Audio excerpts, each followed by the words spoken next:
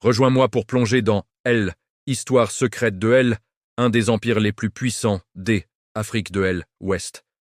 Un empire dont la richesse, la stratégie militaire et l'organisation politique ont défié les plus grandes nations du monde. Aujourd'hui, je t'emmène découvrir les secrets enfouis de l'empire Ashanti, des secrets qui ont été perdus, cachés, parfois même volontairement effacés. Dans cette vidéo, tu vas découvrir une histoire que très peu connaissent vraiment. Celle de El, un des empires les plus impressionnants des Afriques.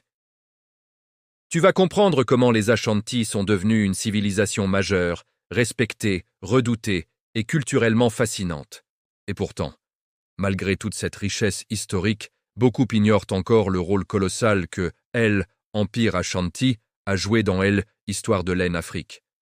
Peu savent comment il a influencé le commerce, façonné des traditions encore vivantes aujourd'hui, ou même comment il a résisté farouchement aux puissances étrangères.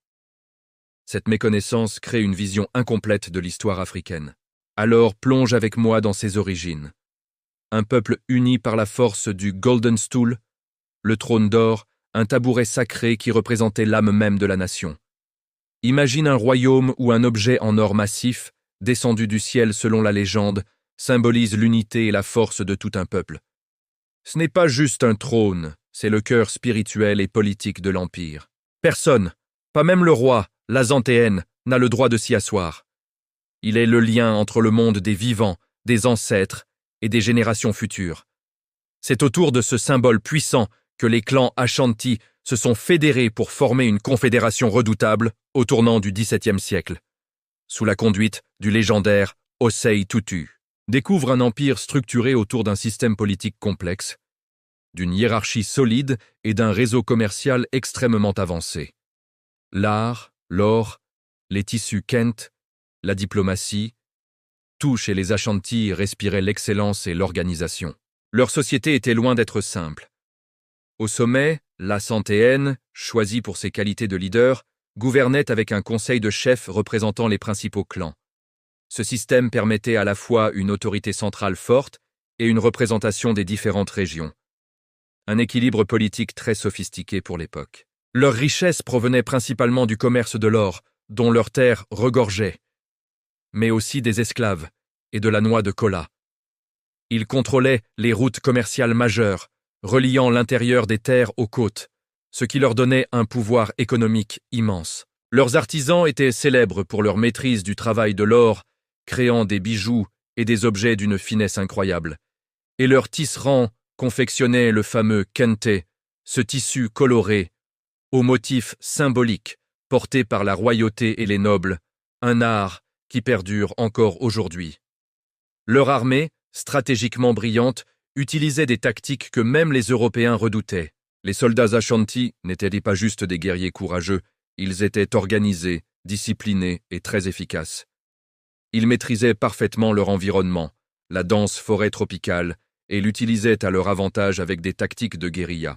Ils furent aussi l'un des premiers peuples d'Afrique subsaharienne à adopter massivement les armes à feu achetées aux Européens, ce qui leur donna un avantage décisif sur leurs voisins. Leur réputation militaire était telle qu'on les surnommait parfois la Sparte de l'Afrique de l'Ouest. Et puis arrive le moment décisif, les confrontations avec l'Empire britannique. Pendant près d'un siècle, les Ashanti et les Britanniques se sont affrontés dans une série de guerres sanglantes. Les Britanniques, cherchant à étendre leur contrôle sur la Côte de l'Or et ses richesses, se heurtèrent à une résistance féroce. Des guerres féroces, une résistance héroïque, des figures légendaires comme la reine-mère Ya Asantewa, qui, en 1900, alors que les hommes hésitaient, se leva pour mener la dernière grande rébellion contre les Britanniques. Son célèbre discours est entré dans l'histoire. « Si vous, les hommes d'Ashanti, n'allez pas de l'avant, alors nous le ferons. Nous, les femmes. J'appellerai mes compagnes. Nous nous battrons jusqu'à ce que la dernière d'entre nous tombe sur le champ de bataille. » C'est dans ces moments de tension extrême que El, âme de El, empire se révèle.